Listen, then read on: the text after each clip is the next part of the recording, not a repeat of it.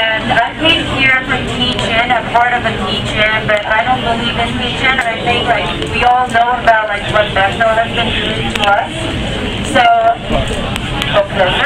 okay. So I'm not going to say much about the Bechtel, although I can talk about it a little bit about Mr. Bechtel in Japan. So I was born and raised in Japan, and I've been living here for like 7 years. And I'm a part of the No Nukes Action, and California Nuclear Free Coalition. Thank you.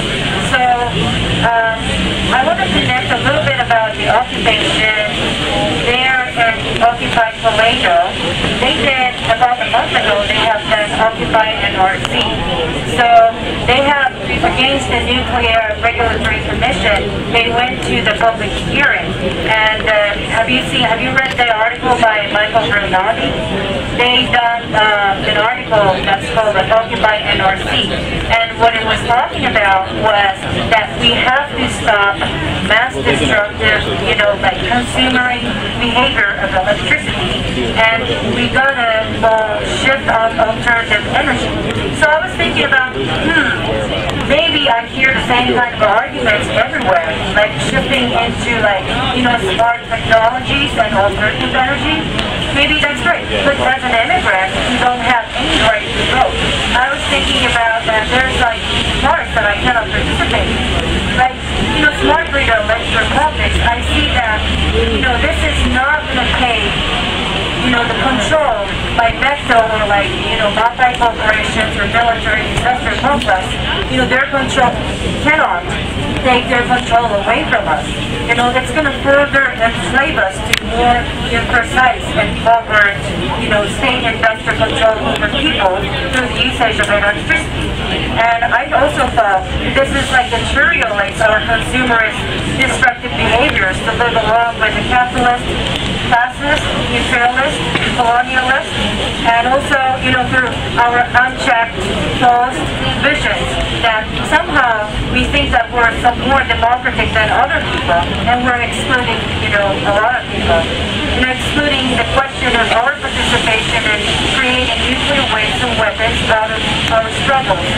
Not only industry, but also, as many of other speakers talk about, like using earth what is going on in Japan is somewhat revolutionary. But when I was reading about Bechtel, the struggle of Pochabamba and all those other places, I read that the past, and our present, and hopefully not, but our future of our struggle. I want to share a little bit about what is going on in Japan under the military-industrial complex.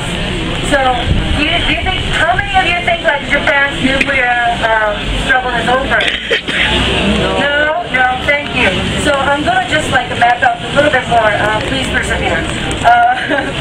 So, Japan's government and the electricity companies are not evacuating people from most devastated areas, including Fukushima and now including Tokyo. Now with the New Year's Eve earthquake, the number 4 reactor is totally, I don't want to use this word, but fucked. Really fucked. And if the government and the multi-industrial nuclear complex is not telling the world that it's an ongoing nuclear disaster, but pretending like it's over, so if you're on board, you see the red advertisement saying, San Francisco, Tokyo, ASAP. That is ridiculous. It's giving 10,000 people, foreign-born people, the free flights. If you want to have a safe flight, talk to me, but I don't think you can really have a safe flight. The government is exporting nuclear energies to Texas, Idaho, Utah, Georgia, Jordan, India, and Korea, as you know about this, with the Bechtel, of course, AREVA, of course, with the PG&E, of course. And the government is giving 6,000 workers from Vietnam and Thai workers visas to clean up all the mess from Fukushima. It is serious. Doesn't that sound familiar? The U.S. is doing that too, right? Also, it's proposing to dump radioactive waste from there to Mongolia and or to the U.S. I'm glad that Mongolia has declined it. and it's miseducating people in downside wind across the ocean to believe that our debris is safe. So people from Hawaii can clean up with bare hands. So this sounds really familiar. It's like colonial history, imperialist history, and it seems like our past, exactly like our past, and our future, and our present. And we should stop this. And it frequently changes like the measurement of the standards of the radioactivity and propose like unsafe food for the Philippines, Thailand, United States of course, and Vietnam. So, people who are having convention around here, they're saying like it's safe. But when we talk about food, we cannot of course talk only about consumerism. The same as the consumerism of electricity, we talk about the transporters, we talk about the producers. So what is going on in terms of the resistance?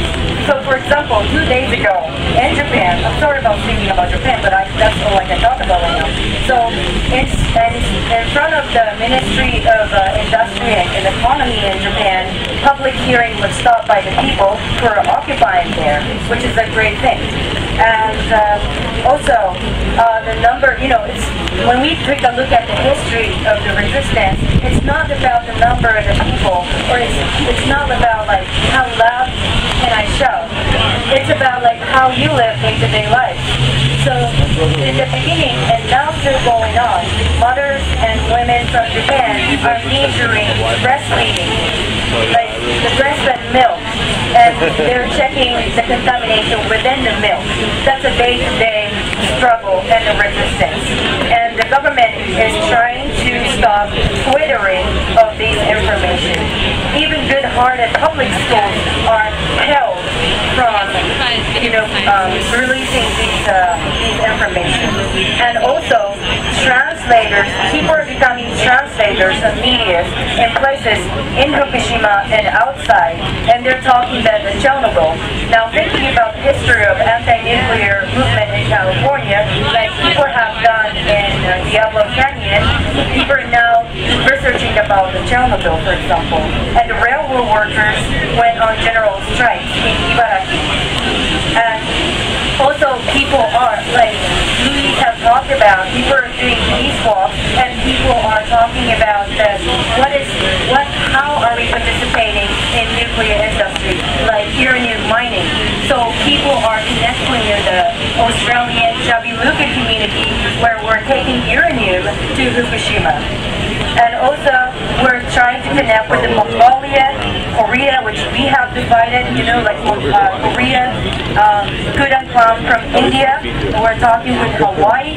We're trying to connect with Arizona and New Mexico. Military-industrial complex is still rolling and attacking communities of Okinawa in Japan and Jeju Island. So there's still like going on. But by looking at like how, we're going to bring this stories back to our communities, I think we can fight this fight. I don't know if you think that way, but I hope I believe in myself, and I hope I can find my allies here. And like it happened in Hurricane Katrina.